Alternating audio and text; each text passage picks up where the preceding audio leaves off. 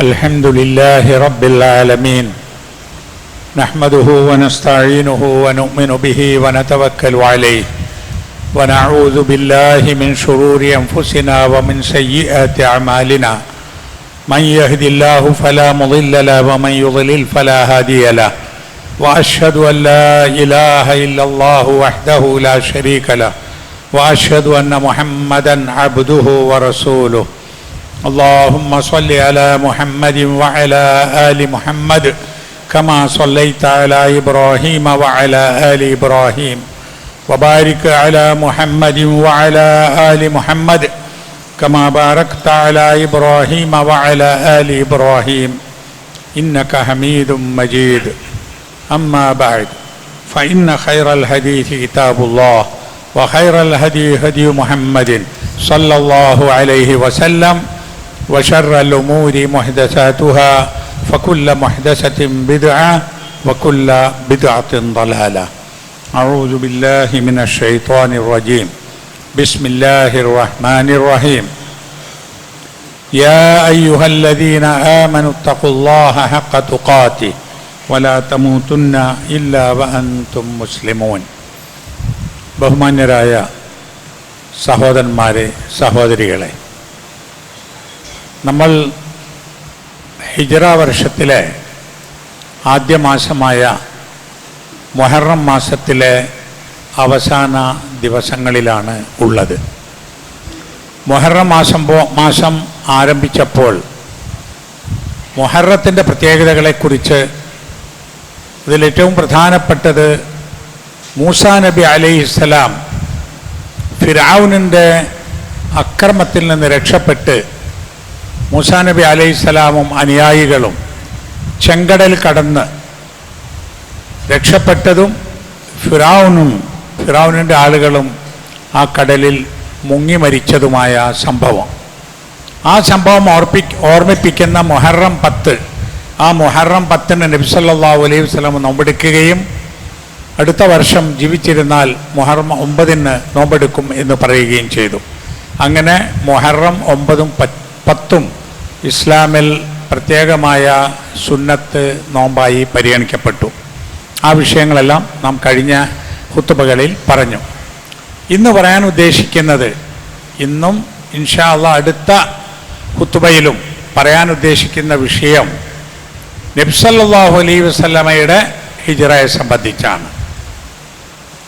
നബി സല്ലല്ലാഹു അലൈഹി വസല്ലമ 40 വയസ്സായപ്പോഴാണ് നബിയായി നിയോഗിക്കപ്പെടുന്നത്, വഹി ലഭിക്കുന്നത്. അങ്ങനെ മക്കയിൽ ലാ ഇലാഹ ഇല്ലല്ലാഹ് എന്ന കലിമത്ത് തൗഹീദിൻ്റെ പ്രബോധനവും പ്രചാരണവും വിശുദ്ധ ഖുർആനിനെ ജനങ്ങൾക്ക് പഠിപ്പിച്ചു കൊടുക്കലും ഇസ്ലാമിൻ്റെ നിയമങ്ങൾ ആളുകളെ അറിയിക്കലുമൊക്കെയായി 13 വർഷം മക്കയിൽ ജീവിച്ച ശേഷമാണ്, 13ാമത്തെ വർഷമാണ് നബി സല്ലല്ലാഹു അലൈഹി വസല്ലമ മക്കയിൽ നിന്ന് മദീനയിലേക്ക് ഹിജ്റ പോയത്. നാടും വീടും കുടുംബവും സ്വത്തുക്കളും എല്ലാം ഉപേക്ഷിച്ചു കൊണ്ടുള്ള ഒരു പോക്കാണ് ഈ ഹിജ്റ എന്നതുകൊണ്ട് ഉദ്ദേശിക്കുന്നത്. ആ ഹിജ്റയെ സംബന്ധിച്ച് പറയുന്നതിന് മുമ്പ് നബി സല്ലല്ലാഹു അലൈഹി വസല്ലമയ്ക്കും സഹാബത്തിനുമുണ്ടായ പീഡനങ്ങൾ, കഷ്ടപ്പാടുകൾ, ശത്രുക്കളുടെ മർദ്ദനങ്ങൾ, അത് ഏറ്റവും ശക്തമായ സമയത്ത് സഹാബിമാർ നബി സല്ലല്ലാഹു അലൈഹി വസല്ലമയിൽ നിന്ന് അനുവാദം വാങ്ങി ഹബശയിലേക്ക് ഹിജ്റ പോയ സംഭവങ്ങളുണ്ട്. 2 തവണ ഹബശയിലേക്ക്. ഹബശ എന്ന് പറയുന്നതാണ് അബിസീനിയ എന്ന് പറയുന്നത്. ഇന്നത്തെ എത്യോപ്യയുടെ ഭാഗങ്ങളാണത്. അത് കടൽ കടന്ന് പോവണം. ഹിജ്റ നുബുവത്തിൻ്റെ 5ാം വർഷം ഇങ്ങനെ കഠിനമായ പ്രയാസങ്ങൾ സഹിക്കുന്ന സമയത്ത് സഹാബിമാർ നബി സല്ലല്ലാഹു അലൈഹി വസല്ലമയുടെ അടുത്ത് വന്ന് വിഷമം പറഞ്ഞപ്പോൾ അവർക്ക് നാടുവിടാൻ അനുവാദം കൊടുത്തു. ഹബശയിലേക്ക് പോകാം. നബി സല്ലല്ലാഹു അലൈഹി വസല്ലം പറഞ്ഞത്, ഇന്ന ഫീ അർളിൽ ഹബശത്തി മലികൻ ലാ യുദ്ലമു ഇൻദഹു അഹദ്. ഈ ഹബശയിൽ ഒരു രാജാവുണ്ട്, അയാളുടെ അടുത്ത് ആർക്കും ഒരക്രമവും നേരിടുകയില്ല എന്ന്. നീതിമാനായ മനുഷ്യരോട് നല്ല നിലക്ക് പെരുമാറുന്ന ഒരു രാജാവ്. ആ രാജാവ് നജാഷി രാജാവ്, കിങ് നേഗസ് എന്ന് പറയുന്ന ആ രാജാവ് ക്രിസ്ത്യാനിയായിരുന്നു. അദ്ദേഹത്തിൻ്റെ കൂടെ ഒരുപാട് ക്രൈസ്തവ പണ്ഡിതന്മാരും ഉണ്ടായിരുന്നു. ആ നാട്ടിലേക്ക് പോയാൽ നിങ്ങൾക്ക് സുഖമായി ജീവിക്കാം, അവിടെ ആർക്കും ഒരക്രമവും ഏൽക്കേണ്ടി വരില്ല എന്ന് പറഞ്ഞ് നബി സല്ലല്ലാഹു അലൈഹി വസല്ലമ സഹാബിമാർക്ക് ഹബശയിലേക്ക് പോകാനുള്ള അനുവാദം നൽകി. ആദ്യത്തെ ആ അബിസീനിയയിലേക്കുള്ള ഹിജറയിൽ 12 പുരുഷന്മാരും 4 സ്ത്രീകളും ഉണ്ടായിരുന്നു. ചില റിപ്പോർട്ടിൽ 11 പുരുഷന്മാരും 4 സ്ത്രീകളും എന്നാണ്. രാത്രിയിൽ ആരും കാണാതെ അവർ മക്കയിൽ നിന്ന് കപ്പൽ കയറാൻ വേണ്ടി അടുത്ത കടൽ പ്രദേശമായ ജിദ്ദയിലേക്ക് എത്തിയെന്നാണ്. അവിടെ നിർത്തിയിട്ടിരുന്ന കപ്പലെന്നൊക്കെ പറഞ്ഞാൽ അന്നത്തെ വഞ്ചികളും പായ്ക്കപ്പലുകളൊക്കെ ആയിരിക്കും. അതിൽ കയറി അവർ ഹബശയിലെത്തി. അവർ ഹബശയിലെത്തി അവിടെ സുഖമായി ജീവിച്ചു. ഒരു പ്രയാസവുമില്ലാതെ നബി സല്ലല്ലാഹു അലൈഹി വസല്ലം പറഞ്ഞ പോലെ ആർക്കും ഒരു ഉപദ്രവവും ഏൽക്കേണ്ടി വരില്ല. അങ്ങനത്തെ ഒരു നാട്ടിലാണ് നിങ്ങൾ എത്തുന്നത്, പോകുന്നത് അങ്ങോട്ടാണ്. ആ പോയതിൽ ഉസ്മാൻ ഇബ്നു അഫ്ഫാൻ റളിയല്ലാഹു അൻഹുവും ഉസ്മാൻ റളിയല്ലാഹു അൻഹുവിൻ്റെ ഭാര്യ റുഖിയ ബിൻത്ത് മുഹമ്മദ് റസൂൽ സല്ലല്ലാഹു അലൈഹി വസല്ലം നബി സല്ലല്ലാഹു അലൈഹി വസല്ലമയുടെ മകളായ റുഖിയ ഉസ്മാൻ റളിയല്ലാഹു അൻഹുവിൻ്റെ ഭാര്യ, അവരും ഉണ്ടായിരുന്നു. ഉസ്മാൻ ഇബ്നു മദ്ഊൻ എന്ന പ്രമുഖ സഹാബി ഉണ്ടായിരുന്നു, വേറെയും പല സഹാബിമാരും. അങ്ങനെയാണ് ഈ 14-15 ആളുകൾ ഹബശയിലേക്ക് പോയത്. പിന്നീട് ഉണ്ടായത് നബി സല്ലല്ലാഹു അലൈഹി വസല്ലം ഒരിക്കൽ ഹറമിൽ വെച്ച് മസ്ജിദുൽ ഹറാമിൽ കഅബാലയത്തിൻ്റെ അടുത്ത് വന്നജ്മി ഇദാ ഹവ എന്ന ആ സൂറത്ത് നജ്മ് ഓതിയപ്പോഴേ സുജൂദ് ചെയ്തു. തിലാവത്തിൻ്റെ സുജൂദില്ല. ആ സുജൂദ് ചെയ്തപ്പോൾ കൂടെ ഉണ്ടായിരുന്ന എല്ലാവരും സുജൂദ് ചെയ്തു. മുസ്ലിമീങ്ങളും മുസ്ലിമീങ്ങളല്ലാത്തവരും സുജൂദ് ചെയ്തു. മുസ്ലിമീങ്ങൾ സുജൂദ് ചെയ്തത് റസൂൽ സല്ലല്ലാഹു അലൈഹി വസല്ലമ ഖുർആൻ ഓതി സുജൂദ് ചെയ്താൽ അത് കേൾക്കുന്നവർ സുജൂദ് ചെയ്യണം എന്നതുകൊണ്ടാണ്. മുസ്ലിങ്ങളല്ലാത്ത ആളുകൾ സുജൂദ് ചെയ്തത് കഅബാലയത്തിൻ്റെ മുമ്പിൽ വെച്ച് മുഹമ്മദും മുഹമ്മദിൻ്റെ കൂടെയുള്ള ആളുകളും ഒക്കെ സുജൂദ് ചെയ്യുമ്പോൾ നമ്മളും സുജൂദ് ചെയ്യണ്ടേ എന്ന് വിചാരിച്ച് അവരും സുജൂദ് ചെയ്തു. ഈ വാർത്ത ഹബശയിലെത്തിയപ്പോഴേ അതിൽ കുറച്ച് അധികമായി ആ വാർത്ത. മക്കയിൽ എല്ലാവരും മുസ്ലിങ്ങളായിരിക്കുന്നു, മുഹമ്മദിൻ്റെ കൂടെ അവിടെ നേരത്തെയുള്ള മുസ്ലിങ്ങളും മുസ്ലിങ്ങളല്ലാത്തവരും ഒക്കെ ചേർന്നിരിക്കുന്നു, അവിടെ സുജൂദ് ചെയ്തിരിക്കുന്നു എന്ന പ്രചാരണം. അപ്പോൾ ഹബശയിലുണ്ടായിരുന്ന കുറേ ആളുകൾ തിരിച്ചു പോന്നു. കാരണം ഇവിടേക്ക് തന്നെ വരാമല്ലോ, ഇവിടെ ശാന്തമായല്ലോ. ഇവിടെ വന്നപ്പോഴാണ് അറിയുന്നത് അങ്ങനെയൊന്നും സംഭവിച്ചിട്ടില്ല. നബി സല്ലല്ലാഹു അലൈഹി വസല്ലമയും മുസ്ലിങ്ങളും അവരങ്ങനെ തന്നെ, മറ്റുള്ളവർ മുസ്ലിങ്ങളല്ലാത്തവർ അവരും അങ്ങനെ തന്നെ മുശ്രിക്കുകളായ ആളുകൾ. പിന്നെയും പീഡനം തുടർന്നു. അങ്ങനെ വീണ്ടും അതേ വർഷം തന്നെ മുസ്ലിങ്ങൾ ആ വന്നവരുടെ കൂടെ കുറേ ആളുകളും കൂടി രണ്ടാമത്തെ ഒരു ഹിജറ ഹബശയിലേക്ക്. അതിൽ 83 പുരുഷന്മാരും 18 സ്ത്രീകളും ഉണ്ടായിരുന്നു. ആ പോയ കൂട്ടത്തിൽ ഉമർ റളിയല്ലാഹു അൻഹു, ബിലാൽ റളിയല്ലാഹു അൻഹു, മുസ്അബ് ഇബ്നു ഉമൈർ റളിയല്ലാഹു അൻഹു തുടങ്ങിയ ആളുകൾ സഹാബിമാർ ഒക്കെ ഉണ്ടായിരുന്നു. അതുപോലെ ജാഫർ ഇബ്നു അബി ത്വാലിബ് റളിയല്ലാഹു അൻഹു ഒക്കെ ഉണ്ടായിരുന്നു. അങ്ങനെ അവരവിടെ ചെന്ന് അവിടുത്തെ രാജാവിനെ കാണാൻ തീരുമാനിച്ചു, നജാഷി രാജാവിനെ. അപ്പോഴേക്കും ഉണ്ടായ ഒരു പ്രശ്നം, ഖുറൈശികൾ അവരുടെ പ്രതിനിധികളായി രാജാവിനടുത്തേക്ക് പറഞ്ഞയച്ചു. ഞങ്ങളുടെ നാട്ടിൽ കുഴപ്പമുണ്ടാക്കിയ, പ്രശ്നമുണ്ടാക്കിയ, ഞങ്ങളുടെ പാരമ്പര്യത്തെ ചോദ്യം ചെയ്ത ആളുകളാണ് രാജാവെ അങ്ങോട്ട് വന്നിട്ടുള്ളത്, അവരവിടെ നിർത്തരുത്, അവരെ നാട്ടിലേക്ക് തിരിച്ചയക്കണം എന്ന് പറഞ്ഞുകൊണ്ട്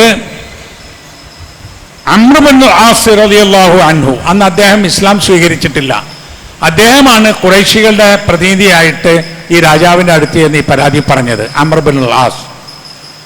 അപ്പോൾ രാജാവ് അത് കേട്ടപ്പോൾ മുസ്ലിങ്ങളെ വിളിച്ചു, നിങ്ങളെക്കുറിച്ച് ഇവിടെ പരാതി വന്നിട്ടുണ്ട്, ആക്ഷേപമുണ്ട്, അതുകൊണ്ട് നിങ്ങൾ ആരാണ്, എന്താണ് എന്ന് പറയണം എന്ന് പറഞ്ഞു.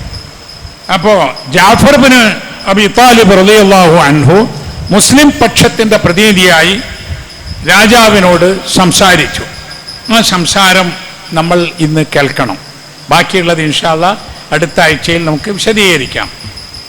അവിടെ എത്തി രാജാവിൻ്റെ മുമ്പിലെത്തിയ ജാഫർ റളിയല്ലാഹു അൻഹു പറഞ്ഞത്, അയ്യുഹൽ മലിക്, അല്ലയോ രാജാവേ. ആ രാജാവിനെ ആദരിച്ചും ബഹുമാനിച്ചും തന്നെയാണ് പറയുന്നത്. ഞങ്ങൾ ആരാ? കുന്ന ഖൗമൻ അഹ്ലൽ ജാഹിലിയ, ഞങ്ങൾ ജാഹിലിയ കാലത്തുള്ള, അജ്ഞതയുടെ കാലത്തുള്ള എന്ന് പറഞ്ഞാൽ ഇസ്ലാമിൻ്റെ മുമ്പ് ജീവിച്ച ആളുകളാണ്.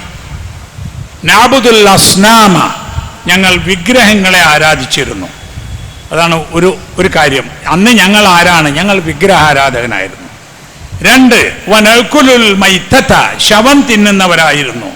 3, വനൈത്തിൽ ഫവാഹിഷ, നൈത്തിൽ ഫവാഹിഷ, മ്ലേച്ഛമായ മോശമായ കാര്യങ്ങളൊക്കെ ചെയ്തിരുന്നു.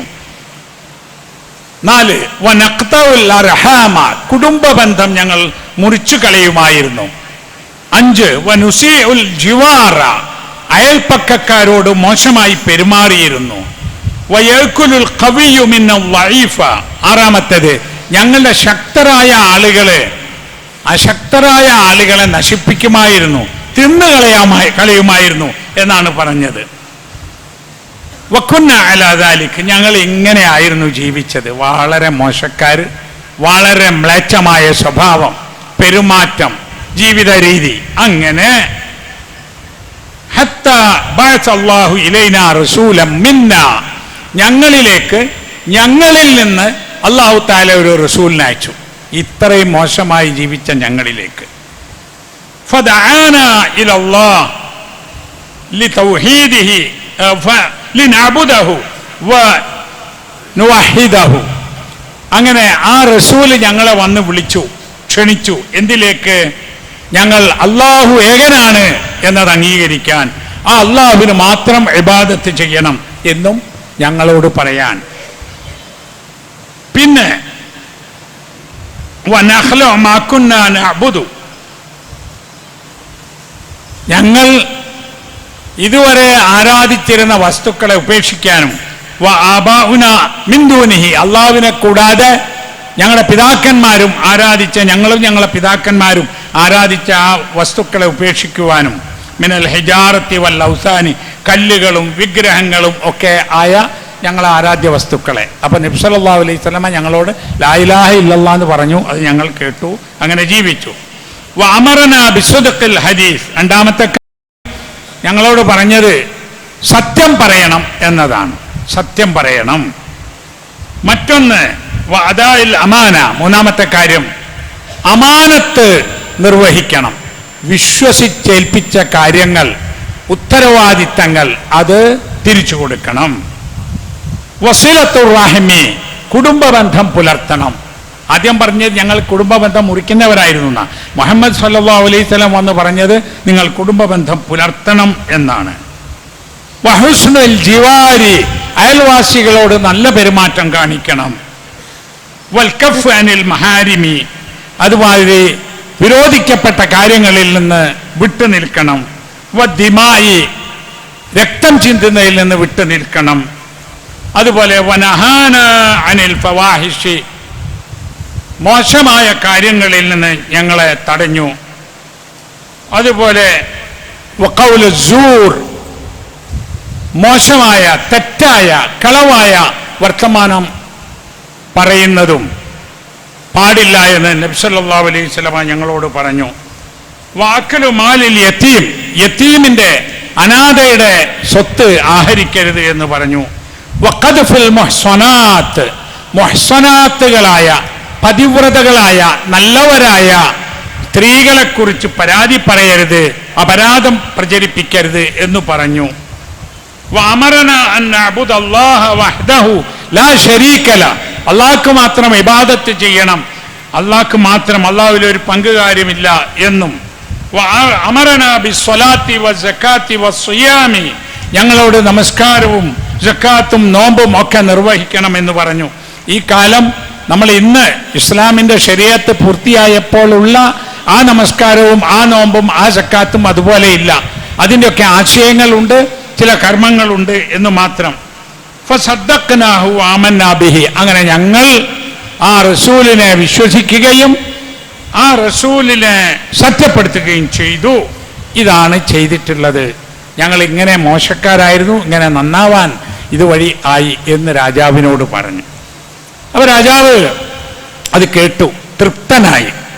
അപ്പോൾ അവർ പറഞ്ഞു, ഈസാ നബിയെക്കുറിച്ച് കുറ്റം പറയുന്നവരാണ് ഇവർ എന്ന്. കാരണം ഈ രാജാവ് ക്രിസ്ത്യാനിയാണല്ലോ, അപ്പം അതിനെക്കുറിച്ച് എന്താ പറയുന്നത് ചോദിച്ചു. അപ്പോൾ അവർ ഓതിക്കൊടുത്തു മുസ്ലിങ്ങൾ. കാഫ് ഹാ യാ ഐൻ സ്വാദ്, സൂറത്തു മറിയമിൻ്റെ ആദ്യം അങ്ങ് ഓതിക്കൊടുത്തു. അതിൽ മറിയമിനെ കുറിച്ചുണ്ട്, മറിയമിൻ്റെ മാതാവിനെ കുറിച്ചുണ്ട്, ഈസാ നബിയെക്കുറിച്ചൊക്കെ ഉണ്ട്. അത് കേട്ടു. അത് കേട്ട രാജാവ് പറഞ്ഞു, ഇത് തന്നെയാണ് ഈസാ നബി പഠിപ്പിച്ചത്. ഇതും ഈസ കൊണ്ടുവന്നതും ഒരേ സ്രോതസ്സിൽ നിന്നുള്ള സന്ദേശമാണ് എന്ന് പറയുകയും ബോധ്യപ്പെടുത്തുകയും ചെയ്തു. അപ്പം ഇതാണ് ആദ്യത്തെ ഹിജ്റ. പിന്നെ ഒരുപാട് ചരിത്രങ്ങളുണ്ട്, അവർ തിരിച്ചു വന്നതുണ്ട്. നജാഷി രാജാവ് അവിടെ വെച്ച് ഇസ്ലാം സ്വീകരിച്ചതുണ്ട്. നജാഷി രാജാവ് മരണപ്പെട്ടു. അന്ന് അവിടെ മുസ്ലിങ്ങൾ ആരുമില്ല. അത് റസൂൽ സല്ലല്ലാഹു അലൈഹി വസല്ലമയ്ക്ക് വഹയായിട്ട് ലഭിച്ചു.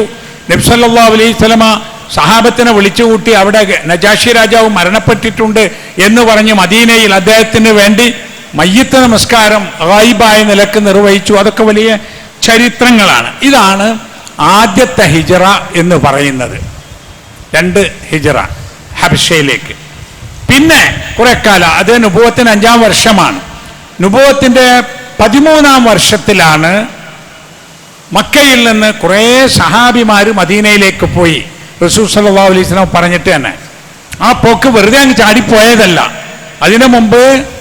അതിന് മുമ്പായി ഹജ്ജിന് വന്ന സമയത്ത് മിനായിൽ വെച്ച്, അഖബയിൽ വെച്ച് നബി സല്ലല്ലാഹു അലൈഹി വസല്ലമ മദീനയിൽ നിന്ന് വന്ന ആളുകളുമായി ചർച്ച ചെയ്ത് ഒരു ഉടമ്പടി ഉണ്ടാക്കി മദീനയിലേക്ക്, അവരുടെ പ്രദേശത്തേക്ക് റസൂലും സഹാബത്തും വന്നാൽ അവർ സംരക്ഷിക്കണം, അവർക്ക് സുരക്ഷ നൽകണം എന്നൊക്കെ ഉടമ്പടിയൊക്കെ ഉണ്ടാക്കി.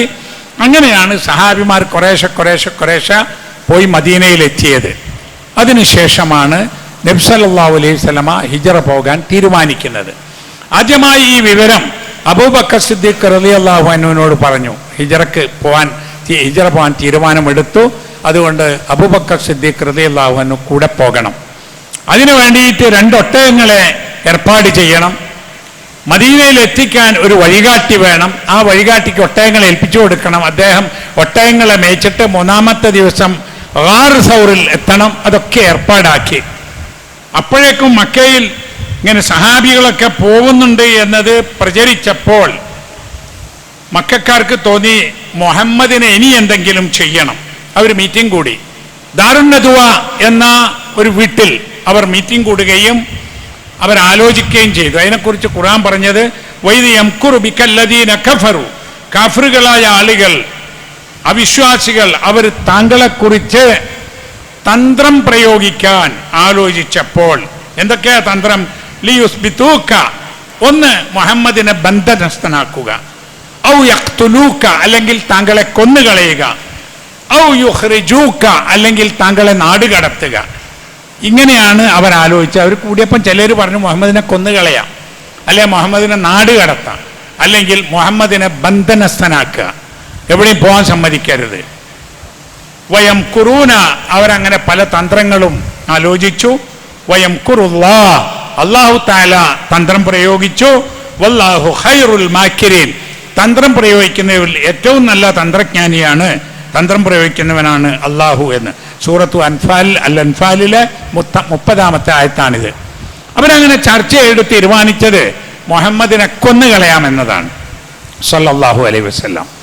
അപ്പോൾ പ്രശ്നം, ബനു ഹാഷിം വലിയ കുടുംബമാണ്. മുഹമ്മദിനെ എങ്ങാനും ആരെങ്കിലും കൊന്നാൽ അതിന് പകരം വീട്ടാൻ അവിടെ ആളുകളുണ്ട്, ഖുറൈശികളുണ്ട്, ബനു ഹാഷിം ആളുകളുണ്ട്, കുടുംബക്കാരുണ്ട്. അപ്പോൾ ഒരു പ്രശ്നമല്ലേ. അപ്പോൾ അവർ തീരുമാനിച്ച ഒരു കാര്യം ചെയ്യാം, ആരാണ് കൊന്നത് എന്നത് ഒരാളിൽ മാത്രം പരിമിതമാകാതിരിക്കാൻ നമ്മൾ എല്ലാ കുടുംബത്തിൽ നിന്നും കുറേ ചെറുപ്പക്കാരെ സംഘടിപ്പിച്ച് എല്ലാവരും കൂടി ഒരൊറ്റ വെട്ടി മുഹമ്മദിനെ കൊല്ലാം. അപ്പോൾ ആരോടാ പ്രതികാരം വീട്ടുക? ഒരുപാട് ആളുകൾ കൊലപ്പുള്ളികളായി എന്നതൊക്കെ. അപ്പോൾ എന്തെങ്കിലുമൊക്കെ ഒരു നഷ്ടപരിഹാരം കൊടുത്ത് നമുക്ക് പ്രശ്നം തീർക്കാം. അങ്ങനെ അവരൊരുമിച്ച് കൂടി നബി സല്ലല്ലാഹു അലൈഹി വസല്ലമയുടെ വീട് വളഞ്ഞു. അപ്പം നബി അന്ന് പോകാൻ തീരുമാനിച്ചതാണ്. അതിനു മുമ്പ് ചില കാര്യം ചെയ്തു തീർക്കാനുണ്ട്. അതിലൊന്ന് ഏറ്റവും പ്രധാനപ്പെട്ടത് മക്കക്കാരുടെ കുറേ സ്വത്തുക്കളെ പണം നബി സല്ലല്ലാഹു അലൈഹി വസല്ലമയുടെ അടുത്ത് അമാനത്തായിട്ടുണ്ടായിരുന്നു. ആ അമാനത്തെന്ന് പറയുന്നത് വിശ്വസിച്ചേൽപ്പിക്കുന്നതാണ്. പണം എന്തിനാ മുഹമ്മദിന്റെ അടുത്ത് കൊടുത്തതെന്നറിയോ? അന്ന് അവർ പറയാം, മാ കാന ലി ഇൻസാനിൻ ഷൈഉൻ യുഖാഫു അലൈഹി ഇല്ലാ ഔദഅഹു ഇൻദ മുഹമ്മദ് ഇബ്നു അബ്ദുല്ലാഹ് ലി അമാനതിഹി.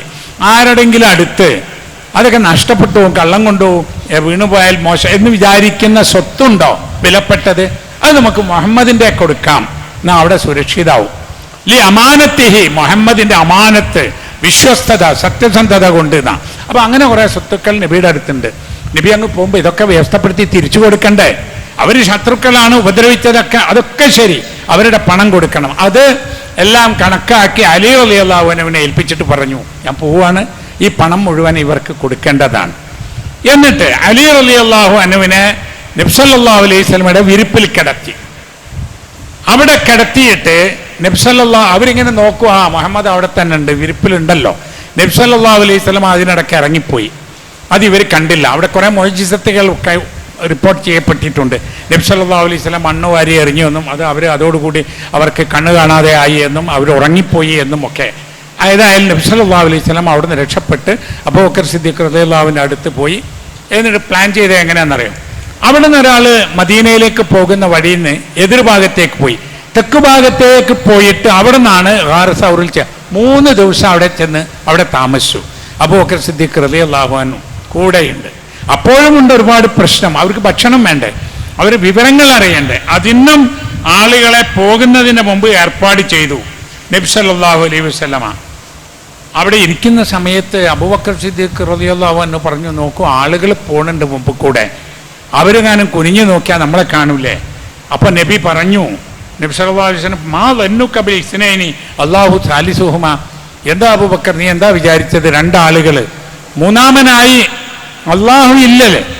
ലാ തഹഫ്, ഒന്നും പേടിക്കണ്ട, ഇന്നല്ലാഹ മഅന, അല്ലാഹു തആല നമ്മുടെ കൂടെ ഇല്ലേ?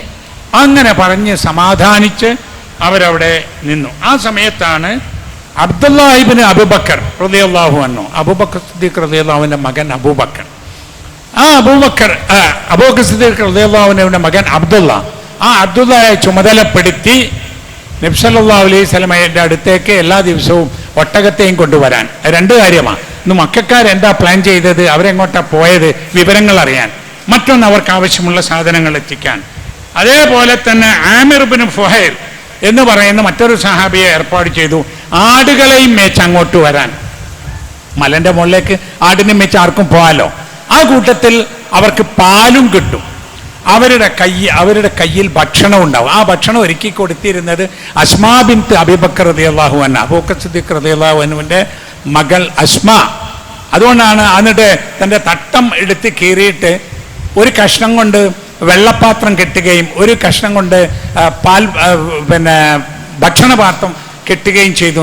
അതുകൊണ്ടാണ് ദാത്തു നിഖ്താഖൈൻ എന്ന് അവർക്ക് പേര് വന്നിട്ടുള്ളത് എന്നാണ്. അത് ഈ തട്ടത്തിൻ്റെ 2 കഷ്ണമുള്ള ആള് എന്ന്. ഇതൊക്കെ അതിൻ്റെ പ്ലാനിങ്ങുകളാണ്.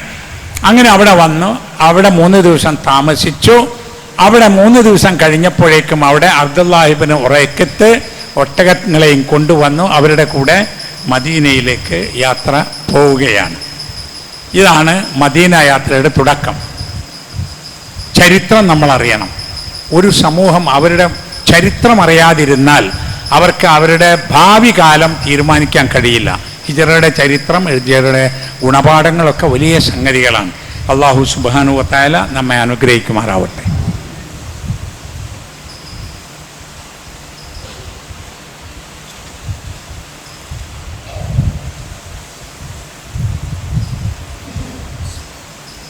അൽഹംദുലില്ലാഹി റബ്ബിൽ ആലമീൻ വൽആഖിബത്തു ലിൽമുത്തഖീൻ വസല്ലല്ലാഹു അലാ നബിയ്യിഹിൽ കരീം വഅലാ ആലിഹി വസഹ്ബിഹി അജ്മഈൻ. ഇത്തഖുല്ലാഹ ഇബാദല്ലാഹ്. അള്ളാഹുവിൻ്റെ വിധിവിലക്കൽ സൂക്ഷിക്കണമെന്ന് വീണ്ടും ഉണർത്തുകയാണ്. വളരെയധികം ക്ഷമയും അങ്ങേയറ്റത്തെ വിശ്വാസവും പ്രയാസങ്ങൾ സഹിക്കുവാനുള്ള ശക്തമായ സഹന സ്വഭാവവും അള്ളാഹുവിൻ്റെ അനുഗ്രഹത്തിലുള്ള ശുഭപ്രതീക്ഷയും ഒക്കെ അന്ന് നബി സല്ലല്ലാഹു അലൈഹി വസല്ലമയും സഹാബത്തും ഹിജറ പോകുമ്പോൾ അവർക്കുണ്ടായിരുന്നു. ഭൗതികമായ കാര്യങ്ങളൊക്കെ ദീനിന് വേണ്ടി അള്ളാഹുവിൻ്റെ മാർഗത്തിൽ ത്യജിക്കുവാനുള്ള ശക്തമായ വിശ്വാസവും അവർക്കുണ്ടായിരുന്നു.